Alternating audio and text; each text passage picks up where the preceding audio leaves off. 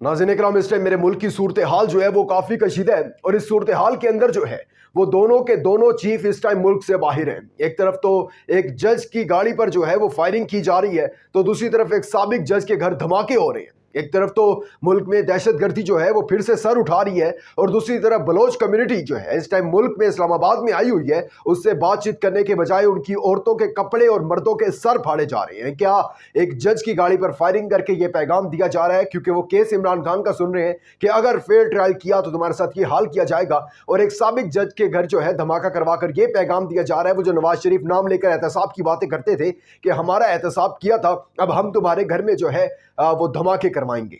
क्या Bloch community जो है वो पाकिस्तान की आवाम नहीं है, पाकिस्तान का हिस्सा नहीं है? आप अभिनंदन कुलभूषण यादव को जो है वो पाकिस्तान में बिठाकर चाय बिठाते हैं, पिलाते हैं और उनसे पूछते हैं कि चाय कैसी है, और जबकि अपने लोगों के जो है वो औरतों के आप कपड़े फाड़ रहे हैं, मर्दों के आप अपने पाकिस्तानियों के सर फाड़ रहे हैं। आखिर क्यों?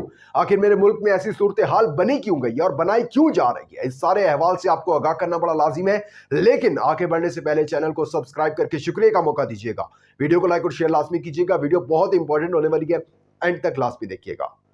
नाज़रीन किराम, अब सब जानते हैं कि इस टाइम जो बलोच कम्युनिटी है वो सरापा एहतजाज है और हुकूमत की तरफ से जो एक प्रेस रिलीज जारी की गई है, जो हुकूमत बता रही है कि बलोच जो है वो गलत राह पर है। ये प्रेस रिलीज अजीज न्यूज़ जो है वो हासिल की है। ये प्रेस रिलीज में जो हुकूमत का एक मौक़िफ़ है वो आपके सामने रखता हूँ, देन हम इसके ऊपर बात करते हैं।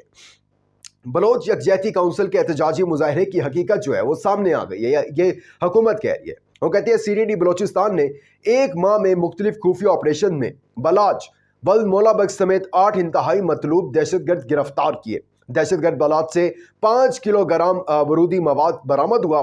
दौरान तफ्तीश बलाच ने BLA में शमूलियत और ट्रेनिंग से मुतल्लिक तमाम तफसीलात बताई।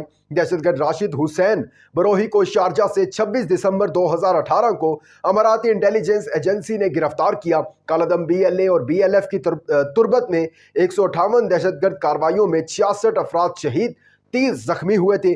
दहशतगर्दों के लिए बलोच यकजहती काउंसिल की तरफ से एहतजाजी मुजाहिरा समझ से बालातर है।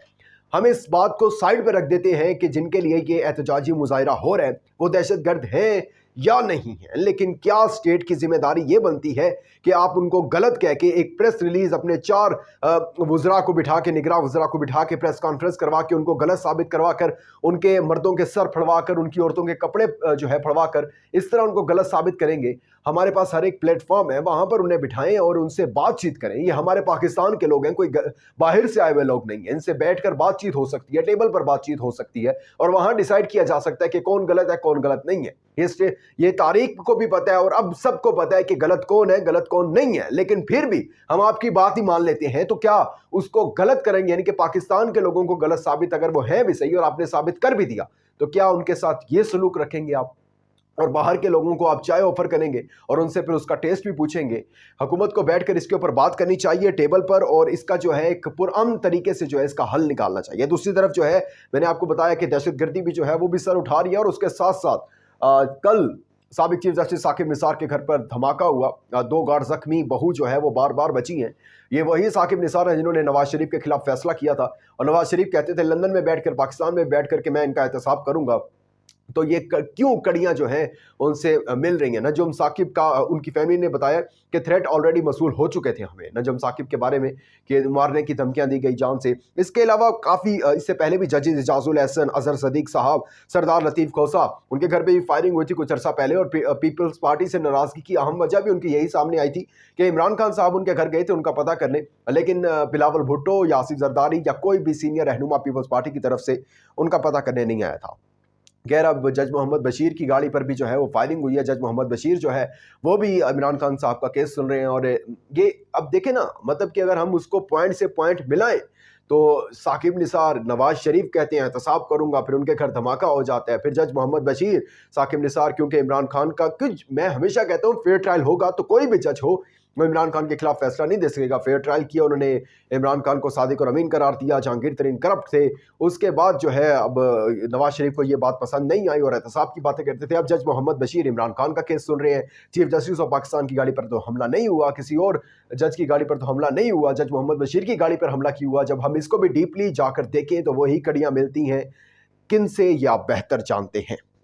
खैर ये एक पैगाम दिया जा रहा है और ये करने की कोशिश इसलिए की जा रही है और जजेस के घर ये एक तासुर देने की कोशिश की जा रही है कि जो जो इमरान खान के खिलाफ, इससे पहले जस्टिस इजाजुल हसन उन्होंने भी नवाज शरीफ के खिलाफ फैसला दिया था, जज मोहम्मद बशीर ने भी इमरान खान के खिलाफ फैसला दिया था। जस्टिस इजाजुल हसन वो जज हैं जो कि उस बेंच में शामिल थे जिसने नवाज शरीफ को नाअहल किया था। जज मोहम्मद बशीर वो हैं जिन्होंने मरियम नवाज को साहिबा को जो है वो सजा सुनाई थी। और ये किया इसलिए जा रहा है कि अगर जो है आपने फिर हमारे खिलाफ इस तरह का कोई भी फैसला देने की कोशिश की तो फिर आपके साथ जो होगा वो आपको ट्रेलर उसका दे दिया। अपना बहुत ज़्यादा ख्याल रखिएगा, अपना इंपॉर्टेंट फीडबैक देना मत भूलिएगा। दीजिएगा इजाज़त, अल्लाह हाफ़िज़।